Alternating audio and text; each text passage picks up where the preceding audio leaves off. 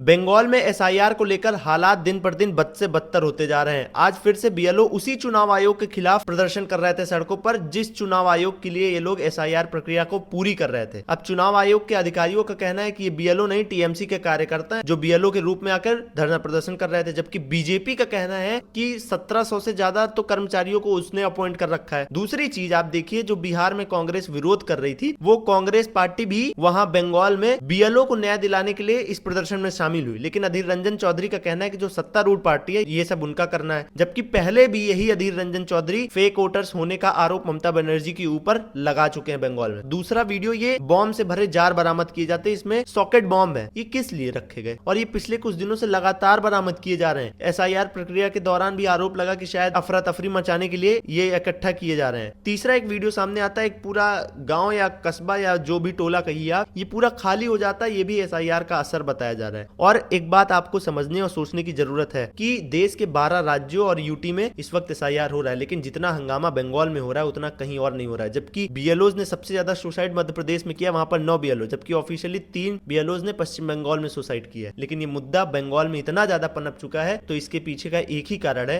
वो है पॉलिटिक्स, राजनीतिकरण इसका हो रहा है। ममता बनर्जी जी जिस तरीके से खुलेआम इसको लेकर चैलेंज कर रही है, वो कहीं ना कहीं इशारा है कि ये जो प्रदर्शन और ये बीएलओ का जो पूरा मुद्दा है उसमें सियासीकरण हो रहा है। हालांकि जो विंटर सेशन शुरू हुआ दिल्ली में, उसमें सरकार मान गई है कि एसआईआर पर चर्चा कराएगी, विपक्ष को थोड़ा सा समय देना पड़ेगा इसके लिए। अब विपक्ष हंगामे के बजाय अगर एक पूरा ये पैटर्न तैयार करे कि एसआईआर में खामियां क्या हैं, क्या लूप होल्स हैं, बीएलओ क्यों सुसाइड कर रहे हैं, और इसका ब्लूप्रिंट ले जाकर अगर संसद में रख दे, तो इस पर एक अच्छी डिबेट के साथ इसका निष्कर्ष निकाला जा सकता है। लेकिन अगर सियासी दल सियासत छोड़कर उसका सोल्यूशन चाहते हैं, तभी ये काम हो सकता है, अन्यथा ये सियासत चुनाव तक जारी रहेगी, तभी तो वोट मिलेंगे, नहीं तो वोट कैसे मिलेंगे? वोट विकास के नाम पर थोड़ी ना मांगते हैं। बाकी इस पर आपका क्या ओपिनियन है कि ये जो सियासी ड्रामा सिर्फ पश्चिम बंगाल में क्रिएट किया जा रहा है, ये एक स्क्रिप्टेड फिल्म का पार्ट लग रहा है, या फिर सचमुच में एसआईआर का जो इंपैक्ट है वो खराब है? बाकी एसआईआर प्रक्रिया के बारे में तो मैंने आपको पहले ही बता दिया है कि ये प्रक्रिया कहीं से भी गलत नहीं है। गलती उसकी इंप्लीमेंटेशन में हो सकती है कि कहीं पर बीएलओ अपॉइंट किए गए, कहीं पर नहीं किए गए, बीएलओ पर वर्कलोड ज्यादा हो गया है, कई लोग सुसाइड कर रहे हैं। आज भी यूपी से एक वीडियो सामने है। तो आपका इस पर क्या ओपिनियन है, कमेंट बॉक्स में बताइएगा।